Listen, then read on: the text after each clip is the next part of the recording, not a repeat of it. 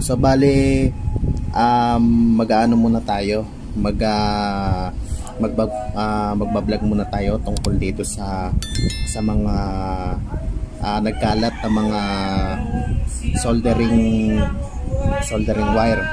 So ang gagawin natin dito ay magtutunaw muna tayo ng solder wire para malaman kung ito ay peke at ito yung kung alin ba dito yung peke at alin dito yung legit. Okay. So marami dito nagkalat dito na mga solder wire na nirereklamo ng mga electricians natin na hindi daw nagtutunaw kapag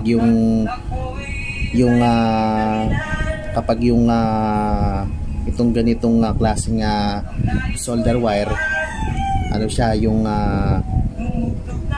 nagtutunaw nga lang siya, kaya lang pag nilapat siya doon sa board, hindi na siya nagtutunaw. So bale, ito muna yung testingin natin, itong fake solder wire. So mamaya na itong legit.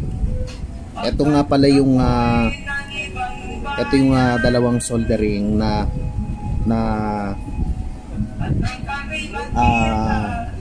ito rin yung legit at alin dito yung fake. So unahin ko muna yung fake. Ito, tabi muna natin yung yung isa pa. So bale, itong fake, kung makikita natin yung nito, yung mismong solder nito ay hindi talaga siya nagtutunaw. So etong soldering na to, nakasaksak ko yan sa sa 220. Okay, nagtutunaw nga lang siya, kaya lang pag nilapat siya doon sa board, wala na. So titignan natin. So pagpasensyahan yung ating music, medyo kaya nagsasalita tayo dito ay yun, talagang baka ma-copyright. Ayan. So kung makikita nyo, ayan hindi siya nagtutunaw.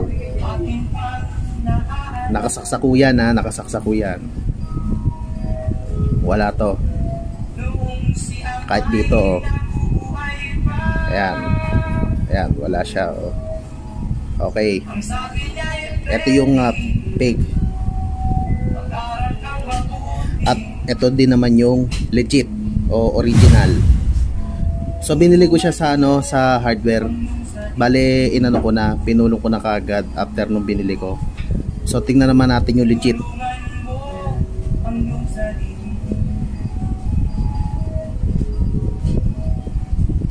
Ayun. Nagtutunaw siya Ayan. So bale, ayan, tingnan nyo maigi, kasi ito yung aanuhin natin para hindi kayo maloko. Ayan ayan, ayan, nagtutunaw siya kahit dito.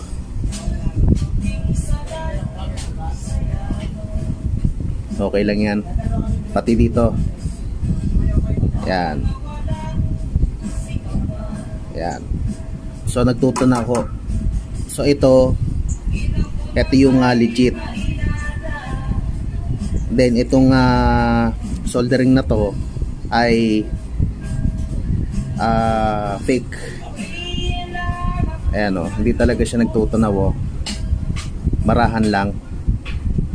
Ayan hindi talaga siya nagtutunaw. Ito yung fake. Ito yung legit. Ito yung legit. Ayan.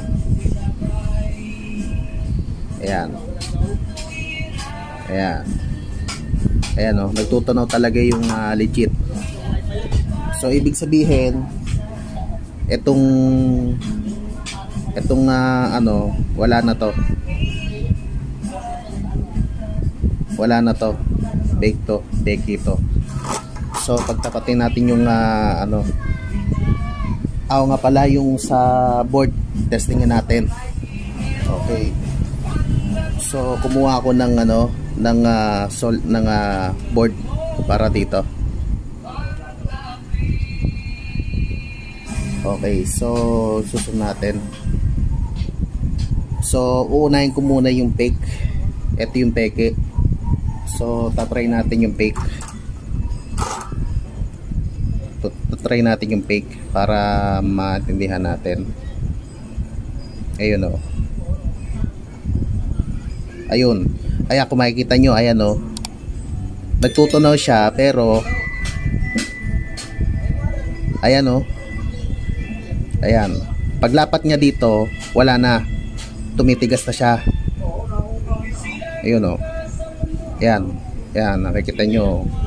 Rumurupok siya. Pagpasensya nyo yung ilaw namin na medyo maraming gumagamit ng ayan o, tamo. Yun o. Kahit na porsahin natin, ayaw pa rin. Ayan o. Ito naman sa legit. Ayan. Ayun o. Nagtutunaw siya hanggang kahit na may may board siya o. Nagtutunaw. Pero itong sa peke, ayan. Magtutunaw pa lang siya dun sa soldering.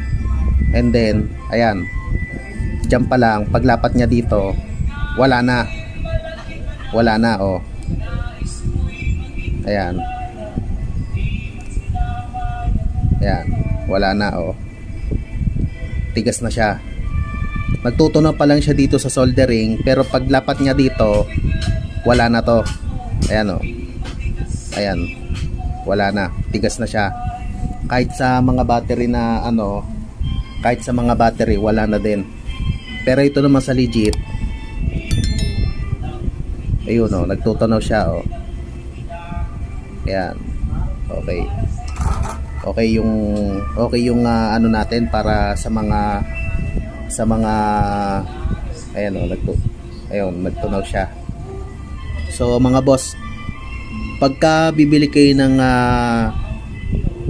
soldering, siguraduhin niyo na ganito yung aanuhin ninyo. Ganyan kataba yung bibilhin ninyo. Hindi yung katulad nitong ganitong soldering na manipis nga siya pero hindi siya nagtutunaw. Siguraduhin lang natin na itong soldering ay kung manipis ba o mataba ba o maano ba yung kanyang medyo bumabalik ko yung kanyang wirings. Siguro din lang natin kasi pagka ganyan ng mga nagtitinda ngayon ng mga soldering, kahit sa mga nagtitinda ng mga parts ng mga sasakyan kagaya niyan. So siguraduhin lang natin na yung soldering nito ay ganyan kataba, kasi marami na akong na-encounter na ganito. Ilang beses na ako na biktima ng ganito, and then marami din sa inyo ang nakapag experience ng ganito. Ayan yung solder wire, and then ito yung solder wire na fake. Ito yung fake, ito yung legit.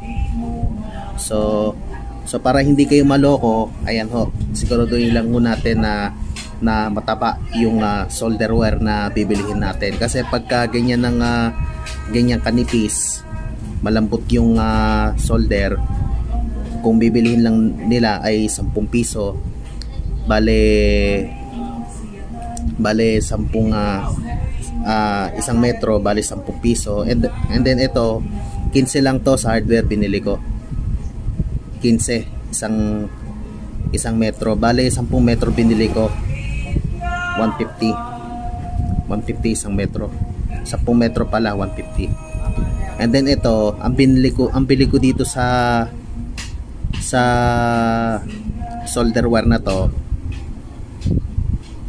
60 pesos. So bale 6 yards o 6 meters, 60 pesos.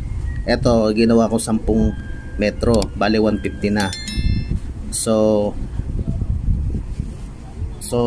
dun sa mga bibili ng solder wire, siguraduhin lang natin na mataba at nagtutunaw din yung ating solder wire, kasi pagka ganyan at hindi pa rin talaga nadikit, wala na ho yan, lokal na ho yan. So bumili na lang kayo sa hardware, wag kung saan kayo bibili.